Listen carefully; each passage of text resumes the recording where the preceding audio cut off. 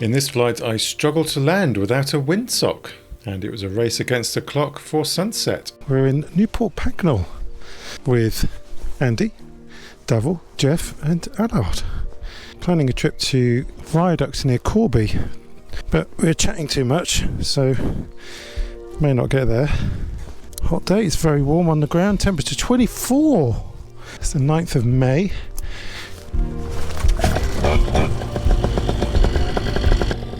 No sock. What could possibly go wrong?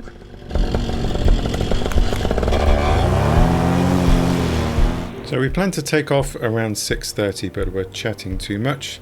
So we're hoping that this 2-hour flight will get back in time for sunset. So just taken off from Newport Pagnell. Plan is to go to Gretton Viaduct in Corby, which is quite a long way. Sunset's at 8:30. So if I get a decent tailwind on the way back, it should be okay. I'm going to go to Urchester Viaduct on the way, and a couple of stately homes. 3 guys are still on the ground. I don't really want to wait for them because if I do, I won't make it back before dark. So I'm taking the decision to just keep going. Hope you don't mind, chaps. I think Andy's with me anyway. Too much chattering before launch, that's the problem. Just flying over Olney now.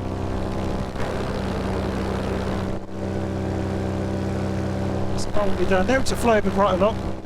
This field I've just taken off from is pretty much 15-20 minutes flight from my field. People playing cricket.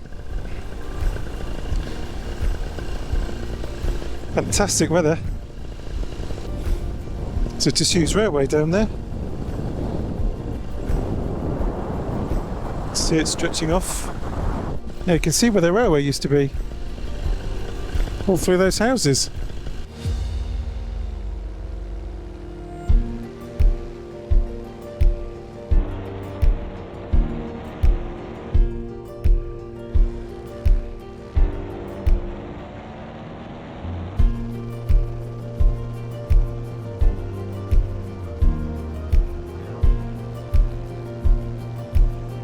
This is Urchester Viaduct, completed in 1879 and a notable example of Victorian engineering.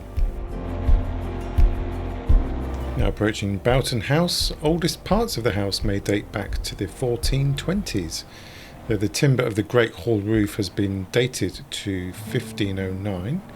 The house was purchased by Sir Edward Montague in 1528 and has remained in the hands of the same family ever since. Most of the house you see was constructed on the orders of the first Duke of Montague in the 1690s. There are over 100 rooms in the house and has 7 full-time staff.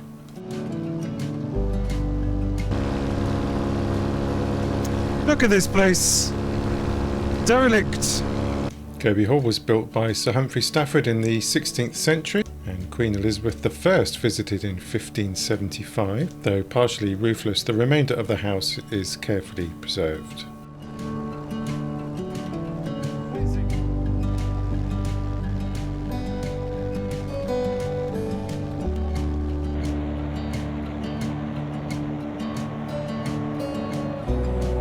This is Haringworth Viaduct, also known as Welland Viaduct, completed in 1878, is the longest masonry viaduct in Britain.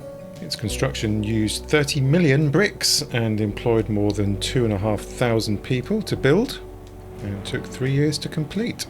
The line was built by Midland Railway to connect the East Midlands with London, enhancing trade and mobility in the region. This route is generally used by freight trains now, although there is a daily East Midlands service between Melton Mowbray and St Pancras in London, and there are also some steam train outings across the viaduct.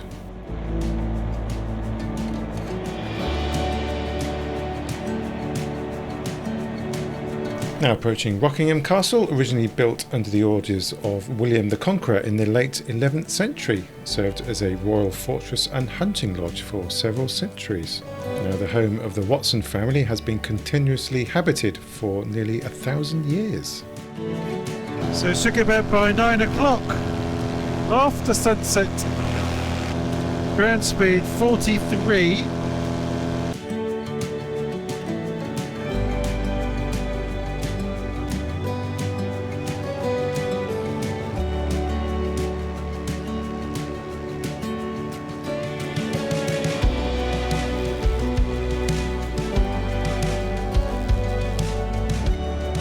Starting to get dark now, but this is Castle Ashby, built in 1574 by Henry Compton.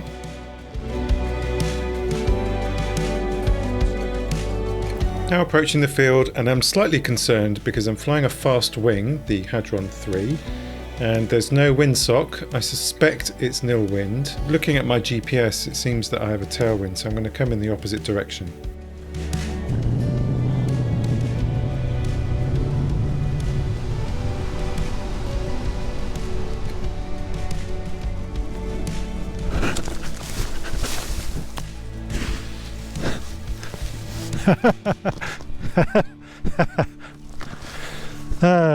My best landing ever. This is why you need a windsock. Yeah, that's a good flight.